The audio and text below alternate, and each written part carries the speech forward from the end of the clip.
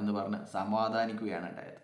അതിനുശേഷം നേരിട്ട് കണ്ടപ്പോഴും ജിനിൽ ജോസഫ് ഇതിനെക്കുറിച്ചൊന്നും സംസാരിക്കാതെ ഒഴിഞ്ഞു മാറുകയാണ് ഉണ്ടായത്.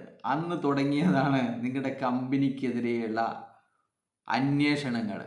നിങ്ങൾ പാടിക്കൊണ്ട് നടക്കുന്ന എന്തെങ്കിലും രേഖ നിങ്ങളുടെ കയ്യിലുണ്ടോ? 1000 കോടിയുടെ ടേൺ ഓവർ എന്ന് കാണിക്കുന്ന ഒരു രേഖ നിങ്ങളുടെ കയ്യിലുണ്ടോ എന്നുള്ളത്. 1000 കോടി നിങ്ങളുടെ സഹ കള്ളന്മാർക്ക് വീതിച്ചു കൊടുത്തിട്ടുണ്ട്, അത് സത്യം തന്നെയാണ്.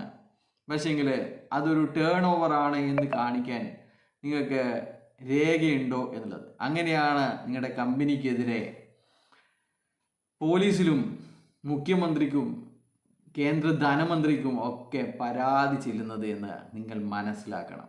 അപ്പോഴും നിങ്ങൾ പറഞ്ഞുകൊണ്ടിരുന്നത് ഈ കമ്പനിയിൽ ജോയിൻ ചെയ്ത ആരും തന്നെ പരാതി കൊടുത്തിട്ടില്ല, പരാതി കൊടുത്തവർക്ക് പേരുണ്ടോ, ഊരുണ്ടോ, ഫോൺ നമ്പർ ഉണ്ടോ എന്നൊക്കെയാണ്. അതേസമയം കമ്പനിയുമായി ബന്ധപ്പെട്ടവർ ഇദ്ദേഹത്തെ അല്ലെങ്കിൽ ഇതുപോലെ പരാതി കൊടുത്തവരെ നിരന്തരം ഭീഷണിപ്പെടുത്തുകയായിരുന്നു. നിന്നെ തട്ടിക്കളയും, നിന്നെ കത്തിക്കും, പച്ചക്ക് കത്തിക്കും, നീയൊക്കെ ആരാണ്, നീയൊക്കെ പുഴുവാണ് എന്നൊക്കെ പറഞ്ഞ് നമ്മുടെ ശ്രീനാഥ് പ്രതാപനും അല്ലെങ്കിൽ പ്രതാപൻ്റെ മുന്നിൽ നീയൊക്കെ വെറും അങ്ങനെയാണ് എന്നൊക്കെ പറഞ്ഞ് അപമാനിക്കാനാണ് നിങ്ങളുടെ ഹൈറിച്ച് ഓളികൾ ശ്രമിച്ചുകൊണ്ടിരുന്നത്. അപ്പോൾ നമ്മൾ ഈ കഥയിൽ നിന്ന് അങ്ങ് മാറിപ്പോകുന്നുണ്ട്.